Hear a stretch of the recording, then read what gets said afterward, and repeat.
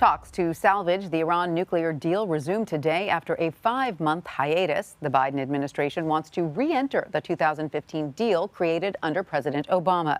That deal gave Iran relief from economic sanctions. In return, Iran had to curb its nuclear program. Former President Trump pulled the U.S. out of the agreement in 2018 and reimposed sanctions against Iran.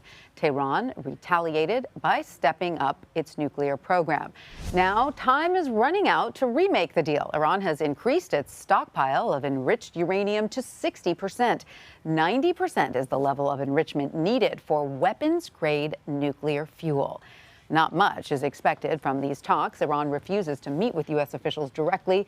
It blames the U.S. for pulling out of the deal in 2018. European diplomats will serve as intermediaries between Iran and the U.S. And just before talks began today, Iran's foreign minister released a statement saying there is no way for Iran to return to the 2015 deal without the removal of all sanctions imposed. I want to bring in Kelsey Davenport. Kelsey is the director for nonproliferation policy at the Arms Control Association. One of her key areas of focus is nuclear programs in Iran. Kelsey, welcome. Great to have you with us. So the U.S. won't even be directly involved in the room with Iran during these negotiations. So what does that say about expectations for how these meetings might go? Well, I think this first round of talks is really about testing Iran's intentions. I mean, Iran's new president, Ibrahim Raisi, has said that Iran is still committed to restoring the deal, but rhetoric from his government suggests that he's going to take a much harder line in the negotiations, and he's going to try to leverage Iran's advancing nuclear program for further concessions from the United States. And if these maximalist demands that Iran has been spouting in public are Iran's true negotiating position, then I think talks to restore the deal are unlikely to succeed.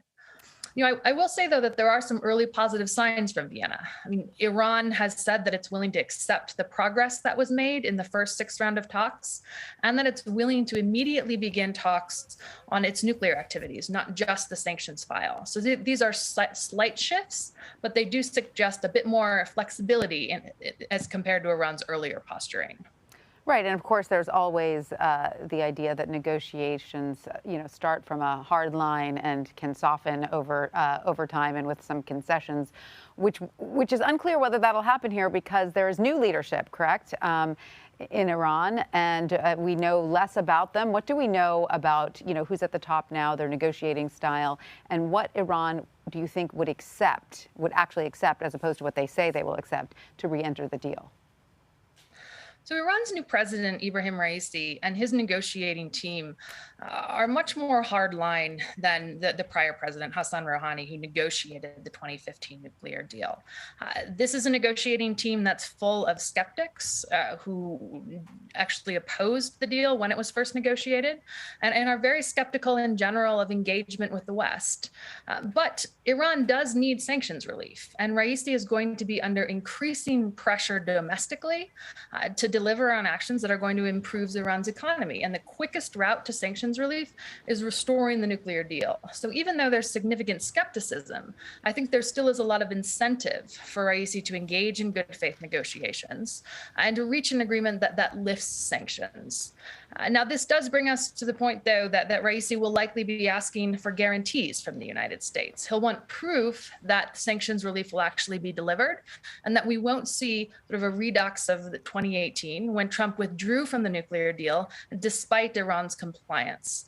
So this is an area where the United States and its partners are going to need to show some flexibility. Right. They're going to need to address some of Iran's legitimate concerns about sanctions relief and demonstrate that if Raisi wants to sell a restored JCPOA domestically, that he's going to need to show those economic benefits up front.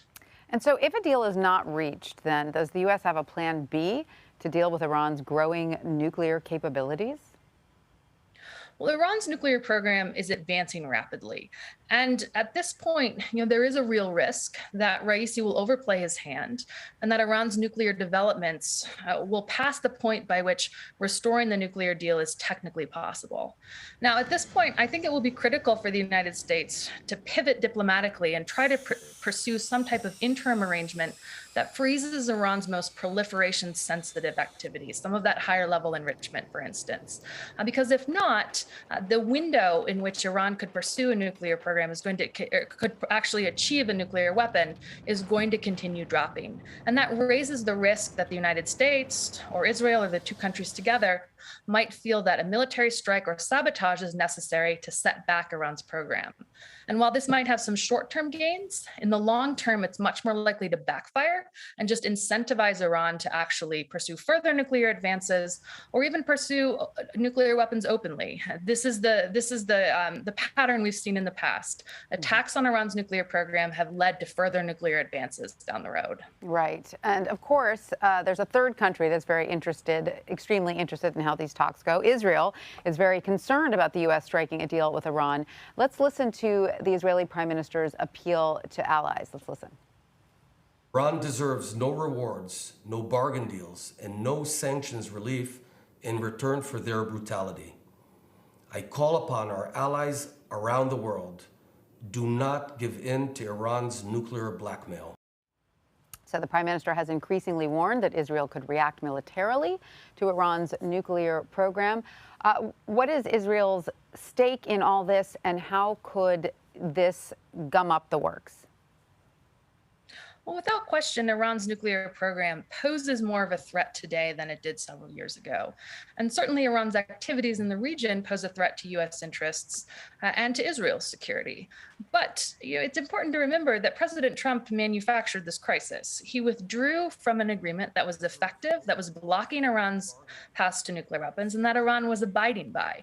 Iran took steps to retaliate in return. Now, the best way to mitigate this is to return to the deal and to swiftly put Iran's nuclear program back under restrictions and back under further monitoring.